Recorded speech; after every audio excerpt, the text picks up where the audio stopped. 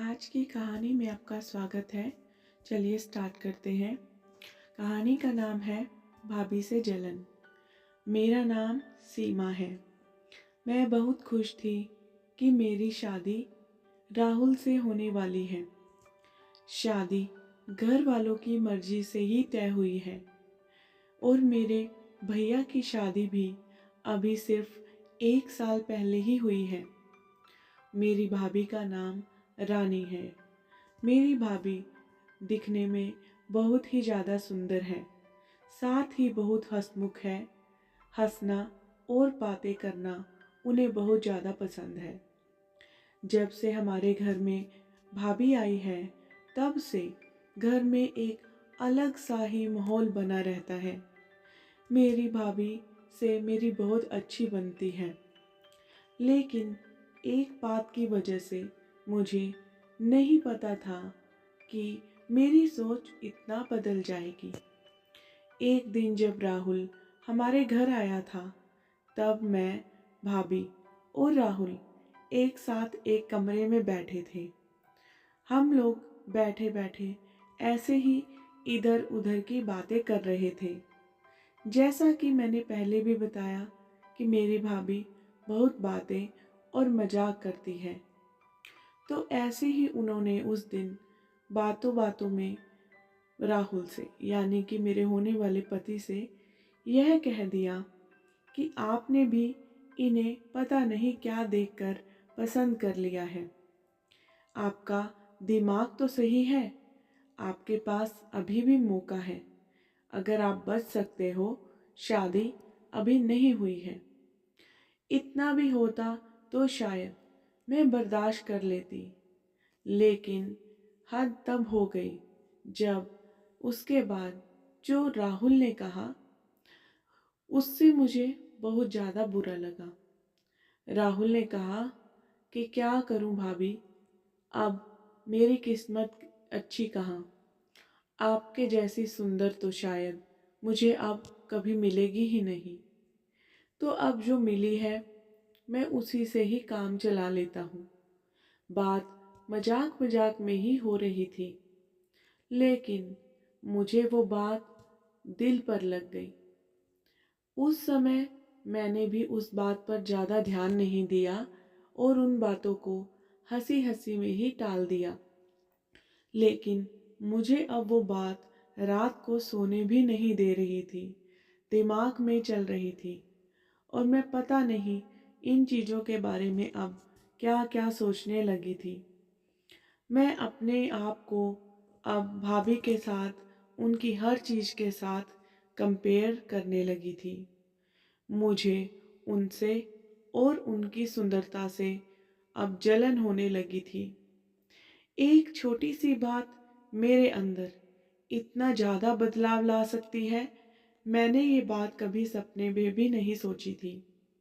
मैं उस बात का जवाब देना चाहती थी।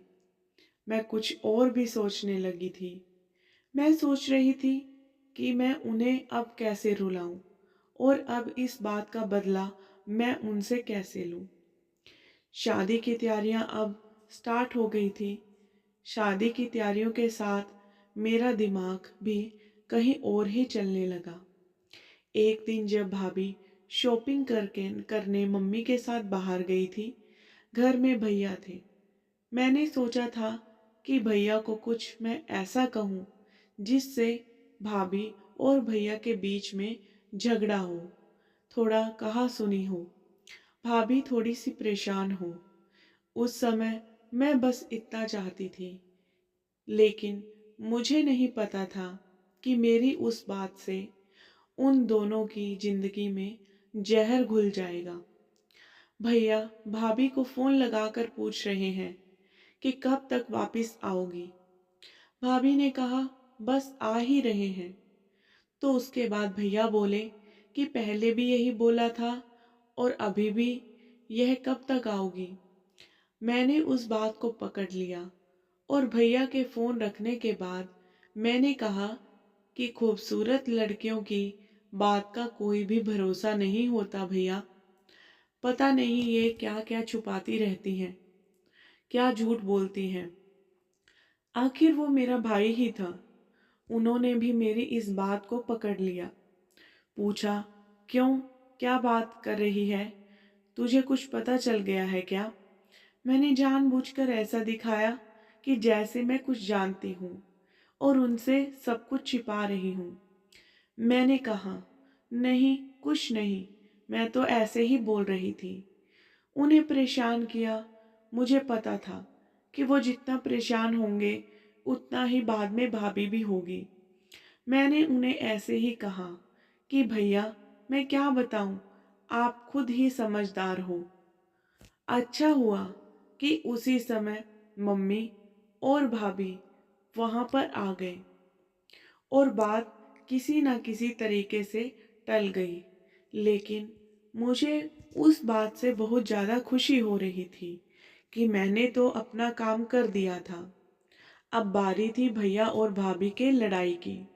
भैया उनके आते ही अपने कमरे में चले गए। बस मुझे अब भाभी का वैसा ही चेहरा देखना था जैसा उन्होंने मेरे साथ किया था, जो मैं देखना चाहती थी। भाभी करीब 1 घंटे के बाद जब अपने कमरे से निकली तो उनका चेहरा बयान कर रहा था कि मैंने जो बोला है उसका असर कहीं ना कहीं उन दोनों की जिंदगी पर हो गया है। भैया का मुंह भी उतरा हुआ था। उस दिन से भाभी का बोलना, चालना और हंसना मजाक करना सब कम हो गया था। भाभी का मुंह उतरा रहता था। मैं पता नहीं कैसे इतनी ज्यादा कठोर हो गई थी कि उनके आंसुओं से अब मुझे खुशी मिलने लगी थी। भैया और भाभी में सब कुछ ठीक नहीं है। इस बात का पता अब हमारे घर में सबको पता चल गया था।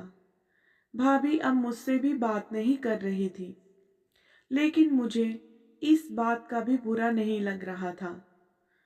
एक दिन जब भैया भाभी से किसी बात पर बिगड़ गए और सबके सामने उन्हें घर से जाने तक को कहने लगे, तब मम्मी और पापा ने कहा कि क्या हुआ है, क्या बात कर रहा है, ऐसा क्या हुआ? लेकिन वो बोले कुछ नहीं।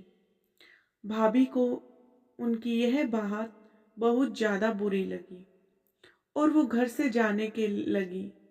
मम्मी ने कहा कि शादी सर पर है, ऐसे कहाँ जा रही हो? भैया बोले, उसे जाना है तो जाने दो, रोको मत। भाभी मेरी तरफ देख रही थी, लेकिन मुझे ना बुरा लग रहा था और ना मैंने उन्हें कभी रोका। भाभी अपने घर चली गई। शादी में अब सिर्फ 9 दिन बाकी रह गए थे और भाभी हमारे घर से भी चली गई थी। घर में मम्मी, भैया और पापा को देखकर अब मुझे थोड़ा थोड़ा बुरा लगने लगा था, पर मैं अब कुछ नहीं कर सकती थी, क्योंकि जो मैंने किया था उसके कारण अब बात बहुत ज़्यादा आगे निकल गई थी। सच बताऊं तो बात इस हद तक चली जाएगी, मुझे इस चीज़ का कभी अंदाजा भी नहीं था। शादी के समय सभी के मुंह उतरे हुए थे और इसका कारण मैं थी, जो कि मुझे पता था। लेकिन यह बात मैं कैसे बता सकती थी? भाभी को मम्मी ने फोन किए, लेकिन वो नहीं आई। घर का माहौल ही बदल गया। भैया से सभी पूछ रहे थे कि ऐसा क्या हुआ है, लेकिन वो भी कुछ नहीं बता रहे थे। घर की रौनक ही चली गई थी। शादी को 1 दिन बचा था और भाभी अचानक ही वापस आ गई। भाभी को देखकर मम्मी खुश थी। मैं अभी भी भाभी से बात नहीं कर रही थी और यह सोच रही थी कि मैं उनसे किस मुंह से बात करूं, क्योंकि मेरी वजह से भाभी के साथ इतना कुछ हुआ है और मेरी वजह से ही भाभी इतना ज़्यादा परेशान जो हुई है। भाभी खुद ही मेरे पास आई और मैंने बोला, आप आ गई? वो बोली, हाँ। मैंने सोचा कि अगर मैं नहीं आती तो तुम्हें तैयार कौन करता। भाभी ने ऐसा कहा तो मैं रोने लगी। भाभी ने कहा कि मुझे तुम्हारे भैया की बातों का बुरा नहीं लगा, लेकिन ठेस तो मुझे तुमने पहुंचाई है। मैं घर से भी तुम्हारी वजह से ही गई थी। मैंने सोचा था कि तुम मुझे फ़ोन करके बुलाओगी, लेकिन तुमने ऐसा बिल्कुल भी नहीं किया। मुझे नहीं पता तुमने ऐसा क्यों किया, लेकिन मैं तुम्हें एक बात समझाना चाहती हूँ। अब तुम्हारी शादी होने वाली है, तुम अब दूसरे घर जाओगी, लेकिन कुछ ऐसा मत करना जिससे बाद में तुम्हें पछतावा हो। मैंने भाभी को कहा कि मैं भैया को बता देती हूँ कि वो मजाक था। भाभी बोली, तुम उसकी चिंता मत करो। उन्हें अगर अपनी पत्नी पर विश्वास नहीं तो यह उनकी गलती है, तुम्हारी नहीं। मैं उनसे निपट लूंगी। शादी का समय है, तुम खुश रहो। भाभी के आते ही घर में रौनक आ गई। इस गलती ने मुझे बहुत कुछ सिखाया। मेरे अंदर की जलन और ईर्ष्या को खत्म कर दिया। मेरे अंदर एक डर पैदा कर दिया था कि मैं कहीं भी कभी ऐसी गलती किसी के साथ ना कर दूं। भाभी मेरी जैसी नहीं है, मुझे पता है वो भैया को भी संभाल लेंगी। मैंने भाभी के साथ इतना कुछ किया, लेकिन उन्होंने फिर भी अपना फर्ज नहीं भूला और ना ही यह बताया कि यह सब गलती मेरी थी और मेरी वजह से ही उन दोनों के बीच में गलतफहमी पैदा हुई थी। तो मैं चाहती हूँ कि ऐसी भाभी सबको मिले। आपको ये कहानी कैसी लगी, कमेंट बॉक्स में अपने विचार ज़रूर शेयर कीजिएगा और कहानी को लाइक ज़रूर कीजिएगा। कमेंट करना ना भूलें। धन्यवाद।